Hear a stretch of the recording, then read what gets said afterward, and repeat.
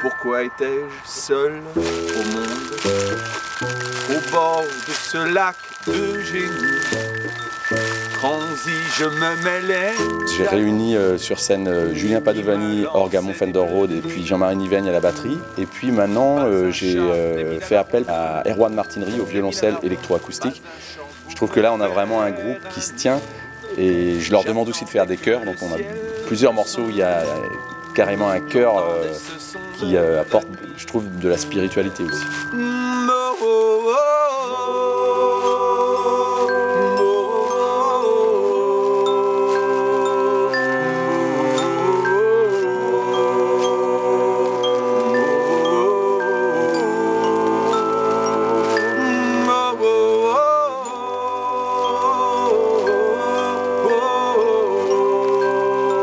L'histoire raconte une quête initiatique, un peu une sorte de bad trip à la Tim Burton, qui finit par arriver au bord de ce lac de génie, qui est un lac paisible sur lequel, au bord duquel je vais me retrouver moi-même finalement.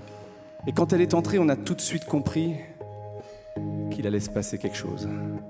Mais elle s'en foutait. Car elle dansait.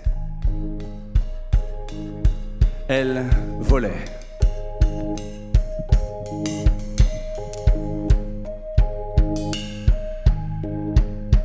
Mademoiselle Clémence a les yeux de son choix.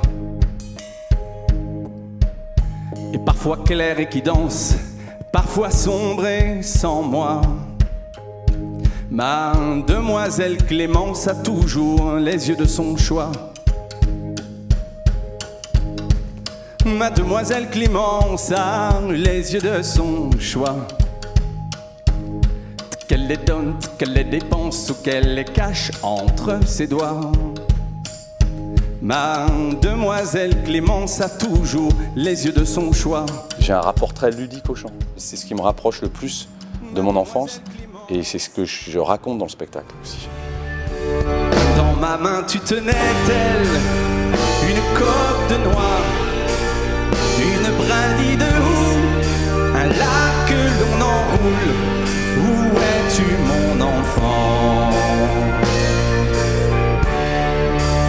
Je voudrais que ton chant me disperse à nouveau, que tes corps m'entrelacent et que l'on me dise mot. Où es-tu mon enfant?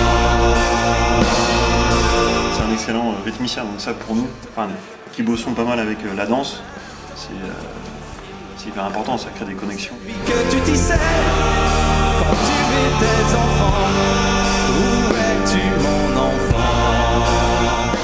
Ouais, puis il a une voix plutôt assez caméléon, quoi. Il fait varier sa voix, il la travaille dans le son.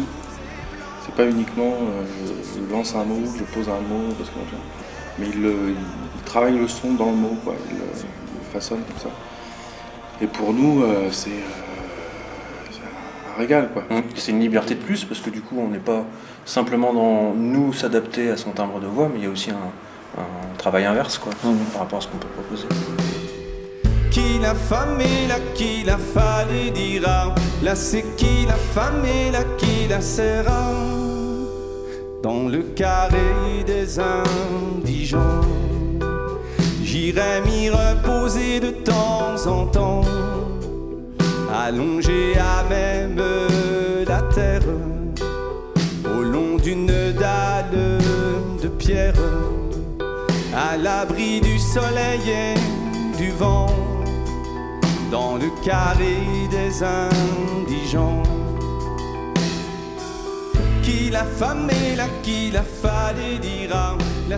Moi je viens au départ de la musique bretonne, je viens du chant traditionnel. Et dans ces cultures-là, ici ou dans le monde entier, le chant est souvent fonctionnel. Donc il n'a pas que pour fonction de raconter une histoire, mais il a aussi pour fonction d'accompagner du travail, de la danse, une marche, etc.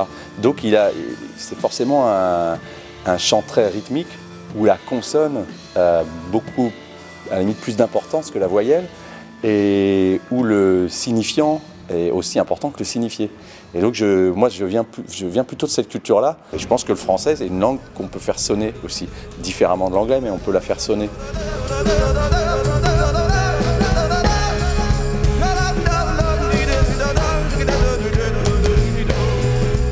J'ai eu envie de faire un vrai spectacle qui ne soit pas qu'un concert. Moi j'en avais marre du côté récital, une chanson, une présentation, une chanson, une présentation, des applaudissements, une chanson, etc.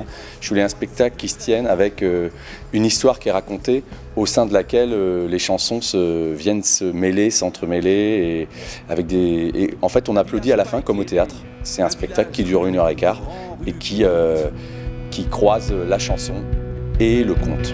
Et cette rue que j'emprunte, goudronnée, qui devient de moins en moins goudronnée,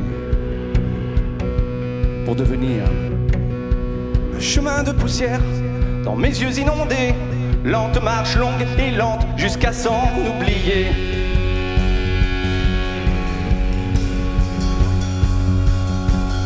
J'avance lentement et de chaque côté, c'est à perte de vue l'obscurité.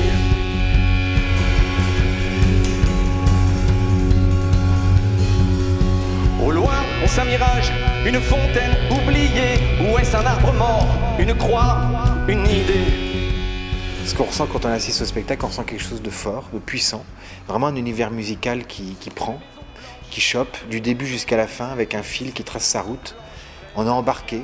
Voilà, je trouve qu'on est vraiment embarqué dans un univers qui est fort. Et